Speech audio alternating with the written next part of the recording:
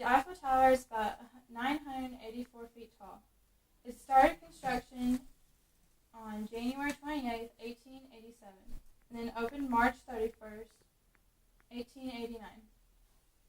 It was almost torn down in 1909 at the expiration of its 20-year lease, but it was saved because of its antenna used for telegraphy at that time. The next most famous tourist attraction is the Louvre. It opened its doors on August 10, 1793, and stands 68 feet tall. It is also a museum that started out as a fortress.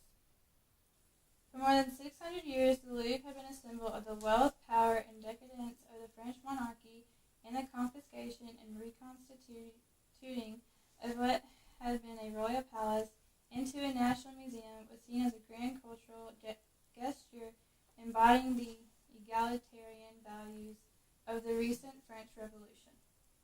Today is one of the world's largest museums, with 70,000 pieces of art spread across more than 650,000 square feet of gallery space, and it is one of the most visited museums there.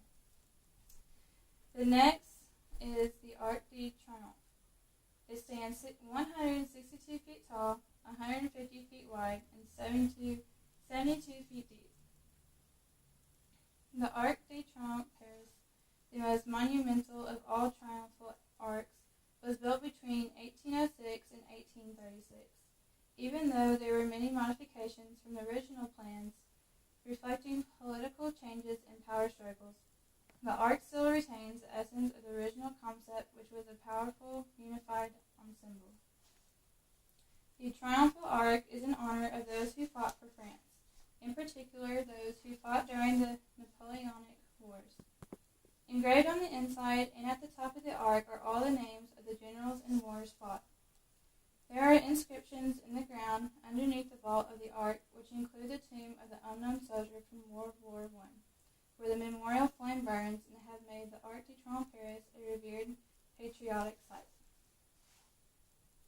The next thing, now that you know some of the most known places, let's talk about the food. Expatico states that French food is known globally for its finesse and flavor. One of the famous foods in France is soupe aux oignons. This is a traditional French soup made of onions and beef stock, usually served with croutons and cheese on top. Its origins can be traced back to Roman times. However, its current version originated in the 18th century. The remarkable taste of the soup is due to the caramelization of the onions. The next food that is famous in France is the cheese. If you are up for experimenting and playing with your senses, order a serving of diverse French cheeses. These plates are usually served after the main course and before dessert.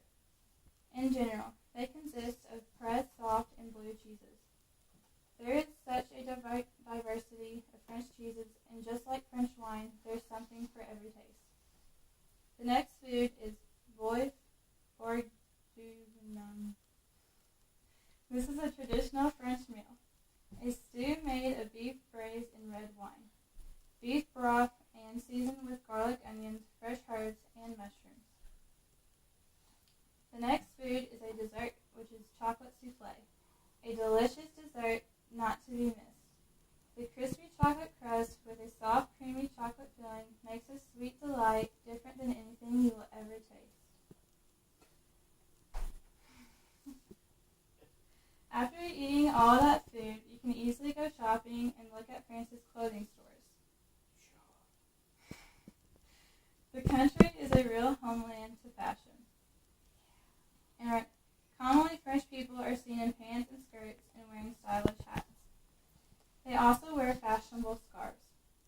In an article by Venise Kaitira, she explains that because of temperatures in France can vary, dressing in layers is a main feature of French clothing. Tourists should include light wraps such as sweaters, jackets, or raincoats, which can easily be removed as temperatures change. Although layer dressing is trendy, jackets and sweaters should also be coordinated with clothing regarding color and style.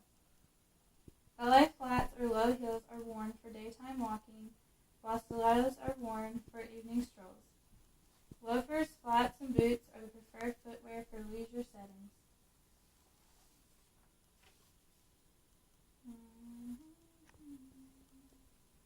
As you can see, France has a